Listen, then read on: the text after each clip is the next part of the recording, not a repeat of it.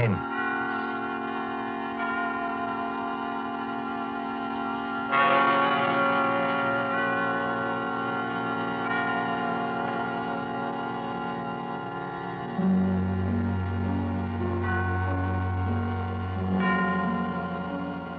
This is the Man in Black, here again to introduce Columbia's program, Suspense. Our star tonight is Peter Lorre, playing the part of the Hungarian Count Stefan Kahari, a gentleman of sinister aspect. The story is by John Dixon Carr, who calls it The Devil's Saint. If you have been with us on these Tuesday nights, you will know that suspense is compounded of mystery and suspicion and dangerous adventure. In this series are tales calculated to intrigue you, to stir your nerves, to offer you a precarious situation, and then withhold the solution till the last possible moment. And so, it is with The Devil's Saint and Mr. Peter Lorre's performance we again hope to keep you in suspense. The Devil's Saint.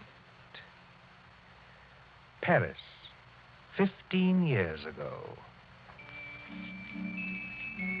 Paris as it used to be, when lights twinkled from the old Trocadero to the hill of Sacré-Cœur, when taxicabs honked and the beat of tangos swayed, and Chinese lanterns gleamed above the lake in the Bois, when, in short, you and I were young.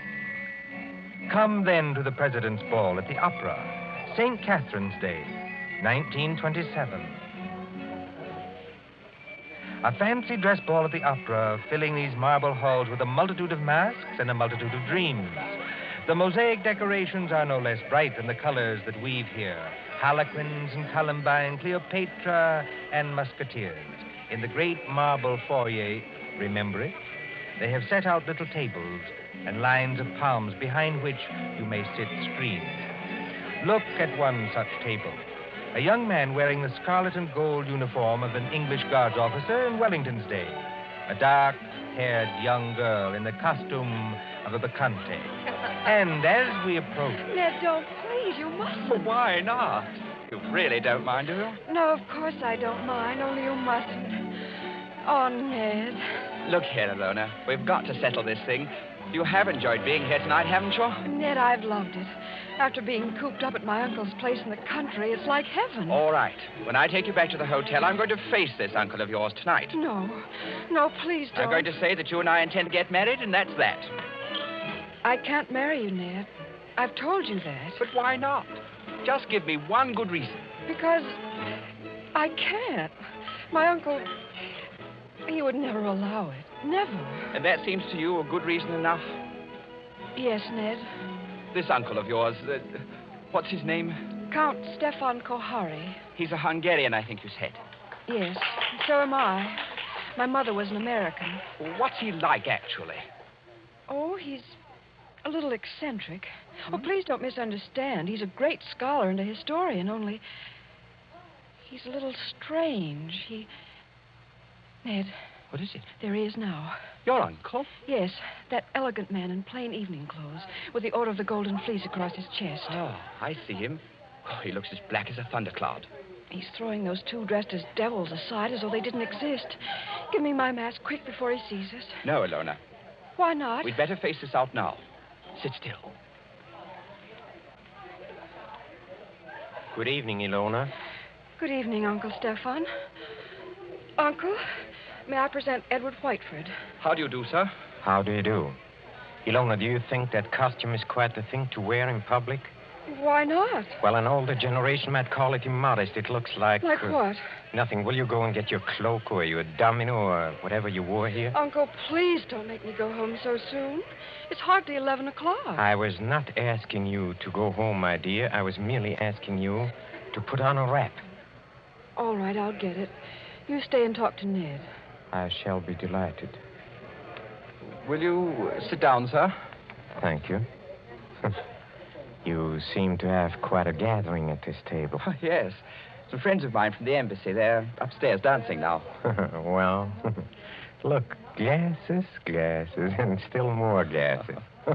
You know, I was quite an adept once at musical gases. Have you ever tried it, young man? Well, it's very easy. You take a spoon like this, you see, and... Like it? Oh, forgive me, sir, but there's something I'd like to ask you. Yes? I don't know exactly how to say this, so I'd better say it in the shortest way. I want to marry your niece. Well, look out, sir. You smashed one of the glasses. A few francs will pay for that. But there are other things of higher value. At least to me. Well, maybe I ought to mention first that my full name is Lord Edward Whiteford. My father's the Earl of Grey. Indeed. Well, I only mention that to show we're, well, respectable enough. Well, the British ambassador will vouch for me, sir, if you'd like to ring him up. And perhaps I ought to mention that I've always kept Ilona carefully guarded from the world. Almost too carefully guarded, don't you think? That, Lord Edward, depends on my reasons. Sorry, sir. You have known Ilona about how long? 4 days. 4 days. You wouldn't even choose a business partner in 4 days. Yet to want to marry my Ilona after 4 days. But we know our own minds, sir. You do, huh? Then you know more than the wisest man in this world. However, as one whose dearest wish is Ilona's happiness, I hope it is, Count Kohari. Do you doubt what I say? Oh, no, sir. Well, I will make you a proposition. I own an estate in Touraine, not far from Paris. A little chateau, a few hundred acres, fishing, very good stable of horses. I know. Ilona told me. Oh, she did? Well, then here is my suggestion.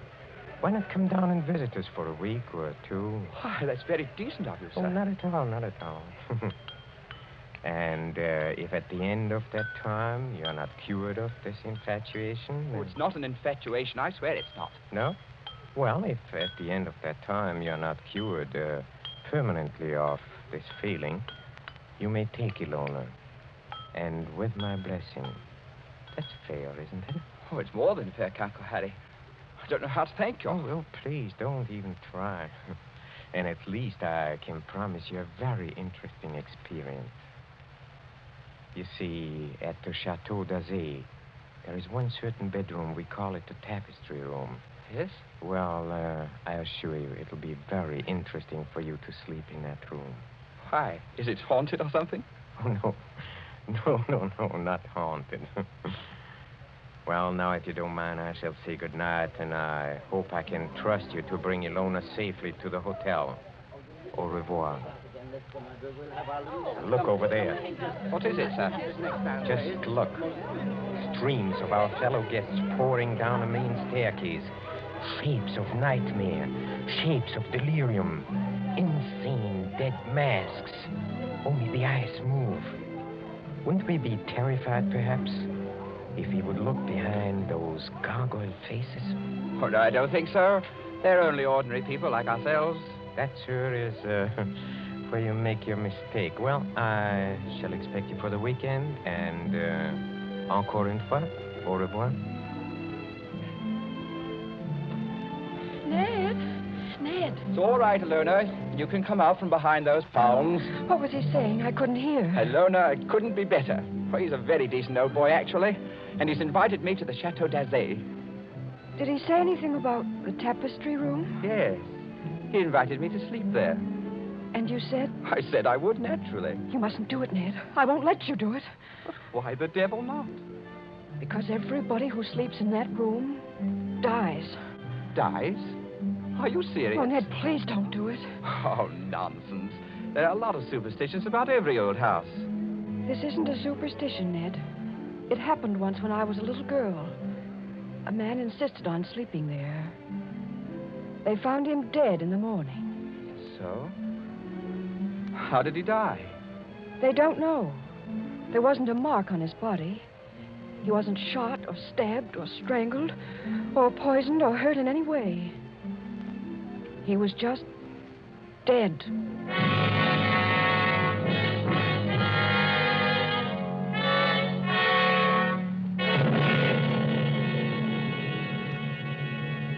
Two nights later, in the province of France now known as Indre-et-Loire, but once called Touraine, the ancient land beloved of Rabelais and Balzac.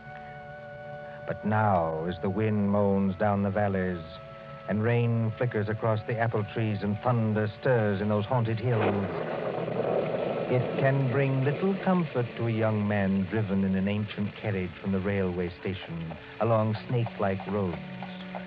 To what destination? Ahead, a lift of lightning shows the gray walls and conical slate-roofed towers of a chateau set some distance back from the road. Lights shine from its narrow windows, dimly seen through the rain as... Driver, coachman, Oui, monsieur. is that the Chateau d'Azay up ahead? Oui, monsieur. I will take you to the very door If what? Why do you cross yourself? if I am permitted. What should stop you? Only fear, monsieur. And I am not much afraid. Listen. What was that? Only the dogs, monsieur. They keep many dogs, large dogs, at the Chateau d'Azay. Well, here we are. Bonsoir, monsieur. And if I may be permitted a word of advice, Well, beware of the tapestry room.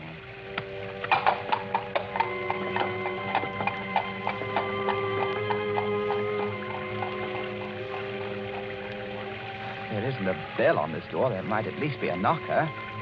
Ah, got it.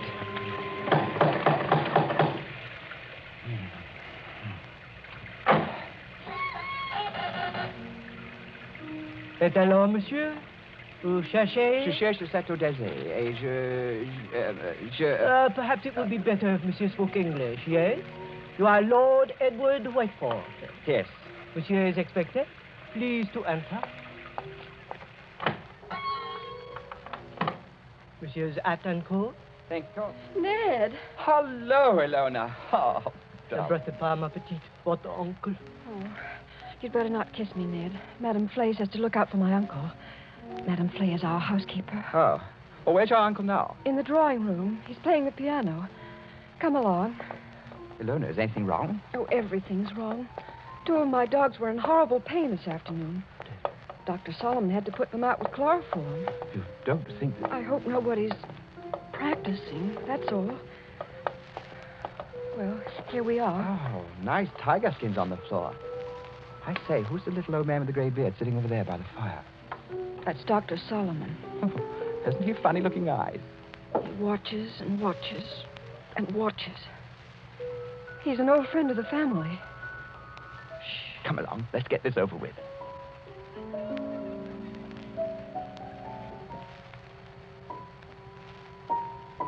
Ah, Lord Edward. Well, I see my niece has anticipated me. Welcome to the Chateau d'Azay. Thank you, Count Harry. Oh, you must be very wet after your long drive. Go up to the fire and warm yourself. Madame Flay, Yes, monsieur? please tell Antoine to take our guest's luggage up to the tapestry room. The tapestry room, monsieur?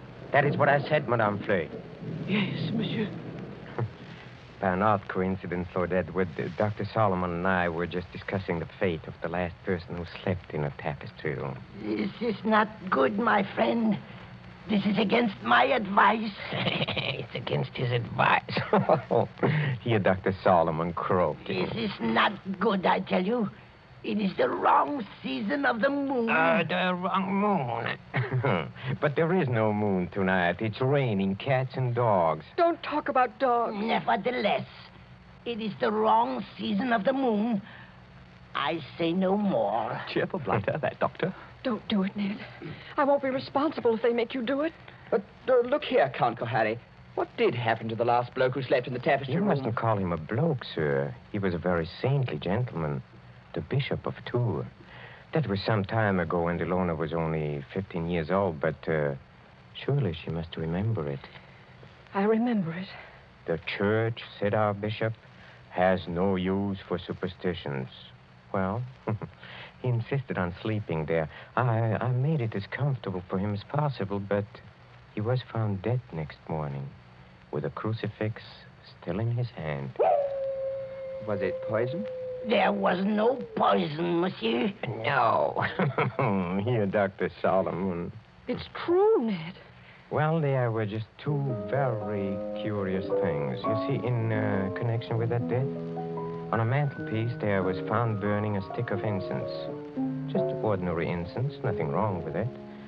Yes, sir? And under the dressing table, the police found it was an empty jar of ointment. Now, here's your wits. A dead man, some burning incense, and an empty jar of ointment. What do you make of that? Oh, I don't make anything of it. It's crazy. Please do not speak like that. I'm sorry. It is still the wrong season of the moon. Well, what I really meant, sir, was this. Is there any reason for this story of death? Reason? Any legend attached to the room or anything like that? Yes, there is. Well, sir? Well, we are a very old family, Lord Edward. Old and perhaps accursed. When my ancestors moved from Hungary to France in the 17th century, they brought certain beliefs with them. The old religion. The old religion? Yes, the cult of Diana, the cult of Janus, the cult of freedom and fertility. The witch cult, if you prefer. Oh, now look here, sir. Must we talk about this? Well, you smile, but when I say the word witch, you think of some humorous picture on a Halloween's card. It was very different in the Middle Ages, believe me. Then, my friend, there existed an organized religion which rivaled the church. There were many to worship unashamed at the grand Sabbath. Many to receive all favors from Saturn, their master, and to dance forever, joyously in the red, flaming quadrants of hell. Some 200 years ago, an ancestress of mine, Katerina Kohari, was tortured to death in a tapestry room for professing the old religion. Many persons have not thought it safe to sleep there since. Are you answered? Oh, come, sir. This is some kind of elaborate joke, isn't it? Joke? The Bishop of Tours did not find it a joke. Not a mark on his body. I assure you as a physician, not a mark on his body. No, not a mark on his body. Here, Dr. Solomon. Yes, I hear him. Well, understand me, Lord Edward, there's no compulsion in this. If you do wish to sleep in that room, all right. If you don't ridiculous. wish... I'm not afraid to sleep there, sir. Well, I thought perhaps you wanted to change your mind. Oh, never. Would you like me to make a wager on that? What sort of wager? Well, if I spend the night in this famous room and come out of it alive... Yes? Will you give your consent to the marriage immediately? Tomorrow morning? Tomorrow morning? Why? Because I don't think the atmosphere of this house is good for a loner. What do you say? Will you do it?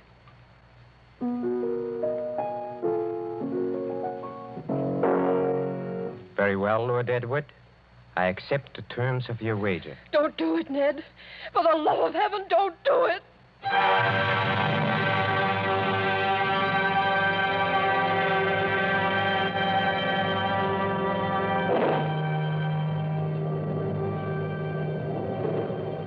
High up in the north tower of the Chateau d'Azay, under the conical slate roof, is the circular room hung with faded tapestries. These tapestries move slightly with uneasy, mimic life to the clamor of the storm outside. Candles burn along the mantelpiece and beside the great four-poster bed. The flames of these candles waver, too, as the door opens. This is the tapestry room, monsieur. Thank you, Madame Flay. That is the mantelpiece where the incense burned. That is the bed where Monseigneur le Bishop died. Very inviting, isn't it? Will there be anything else monsieur requires? Some sandwiches, a decanter of whiskey? Oh, no, thanks. I had a drink with the Count Kohari before I came upstairs. Bien, monsieur. Monsieur's shaving water will be brought up in the morning, if he requires it. Good night.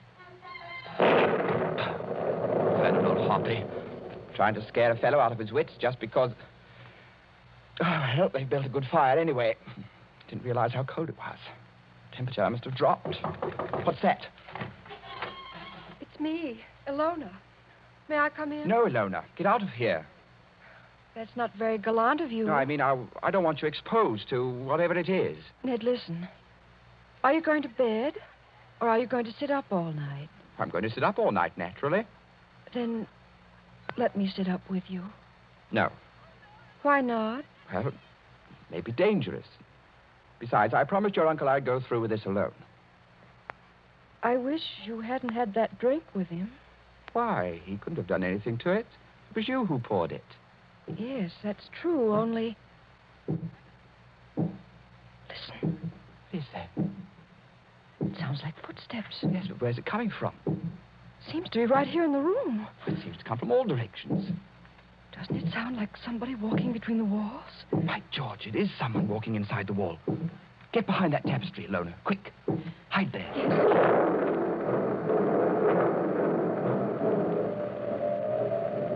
Count Kohari, where did you come from? Oh, forgive me, Lord Edward, for seeming to appear out of the wall and between the tapestries. Like Mephisto appearing to Faust, huh? And this red dressing gown perhaps adds to the effect, too. How'd you get here? A passage between the walls? Yes, exactly. Little device my ancestors for visiting this room. You know, they invented that when its occupant was so unmannerly as to bolt the door. Door's not bolted. You could have walked straight in. But I couldn't have done it unobserved. No. Maybe not. Have you had any other visitors, Lord Edward? No. Are you quite sure of that? Quite sure. Well, then, since nobody saw me come here, I'll just sit down by the fire. Please sit opposite me. Is this the showdown, sir? I don't understand. Well, there's got to be a showdown between us. Is that why you're here? Oh, I'm here, young man, to explain certain things to you. Will you have a cigarette? Thank you. Oh, they're perfectly all right. That is what you're afraid of? I'll have one, yes. A light? Thank you. Well, when I was discussing the witch cult a while ago, you didn't appear to think I meant what I said. Do you want a perfectly frank answer to that? Yes? I think you're mad enough to mean anything. What you say, in a sense, is quite true. Seeing an old and inbred family like ours, the mind can crack and the fantasies of witchcraft become as real, well, more real than the living world. Let me give you an example. Go on. The saucer on a table beside you is Ming porcelain. It was once owned by Katerina Kohari, a martyr of the old religion. Yet you are using it as an ashtray. Oh, I beg the witch lady's pardon. I'll blow off the ash. Well, that's a very dangerous remark, sir. Don't you understand that the worship of evil can be as strong and compelling as the worship of good? That the devil can have his saints, too? That to a sick brain which knows but can't help itself, you have profaned this room merely by entering it. And therefore, you deserve to die. Like the Bishop of Tours? Exactly. You're not going to tell me the devil killed him. The devil's agent may be flesh and blood. Then it was murder. Oh, of course it was murder. Murder so cunningly contrived that no one ever saw through it. Go on. I asked you before to use your wits on this problem. Well, look, incense was burned in this room. You know why? Suppose you tell me. Well, obviously, I think to conceal something else, which would be too easily noticed. To conceal what? For instance, the smell of chloroform. Chloroform? Yes. A drug not very well understood by laymen. Dr. Solomon, by the way, was using chloroform this afternoon to dispose of some dogs. So I've heard. Well, Dr. Solomon is old and very forgetful. You mean chloroform could be stolen? Oh, yes, it could be easily. Now, just suppose I take a pad saturated with chloroform. I place it over the mouth and nostrils of a man already sleeping or drugged so that he gets no air. Wait a minute. That won't do. Why not? Chloroform burns and blisters when it touches the skin. You'd leave marks. Oh, not at all, my friend, not at all.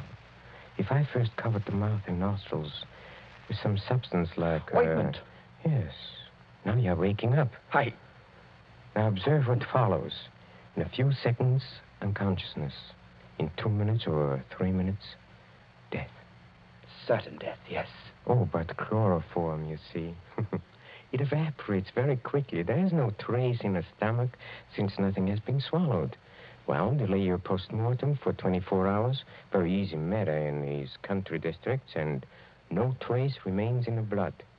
Murder without a mark, Lord Edward. Murder without a mark.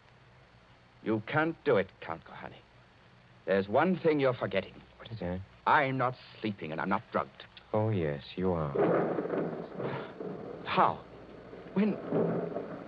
In the cigarette? No. In a drink you had with me.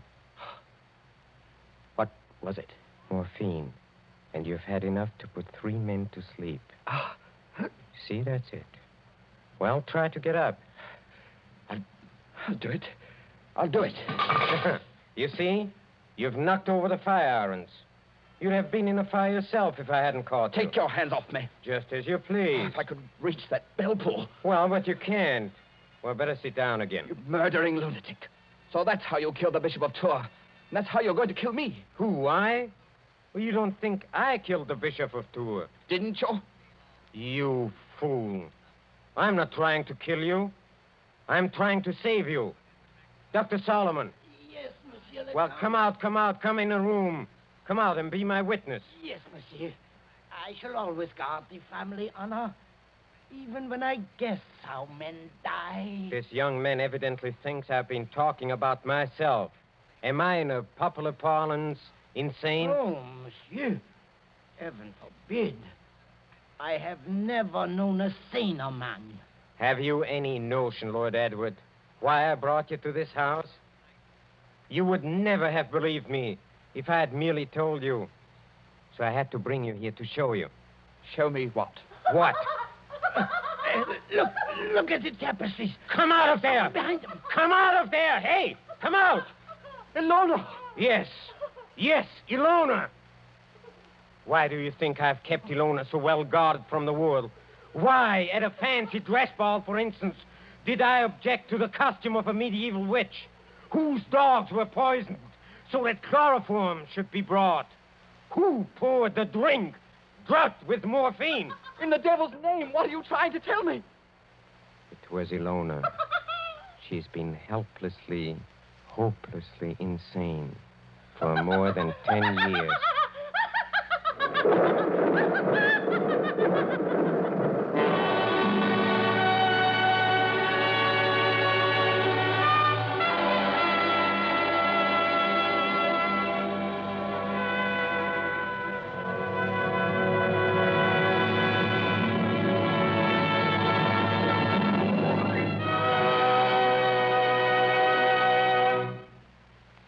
And so closes The Devil's Saint, starring Peter Lorre. Tonight's tale of suspense.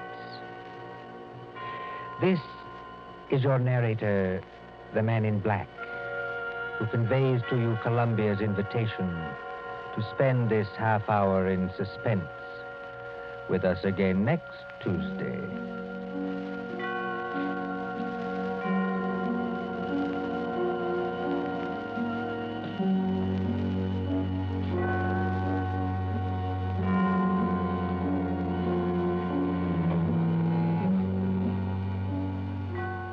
William Spear, the producer, John Dietz, the director, Bernard Herrmann, the composer-conductor, and John Dixon Carr, the author, are collaborators on Suspense.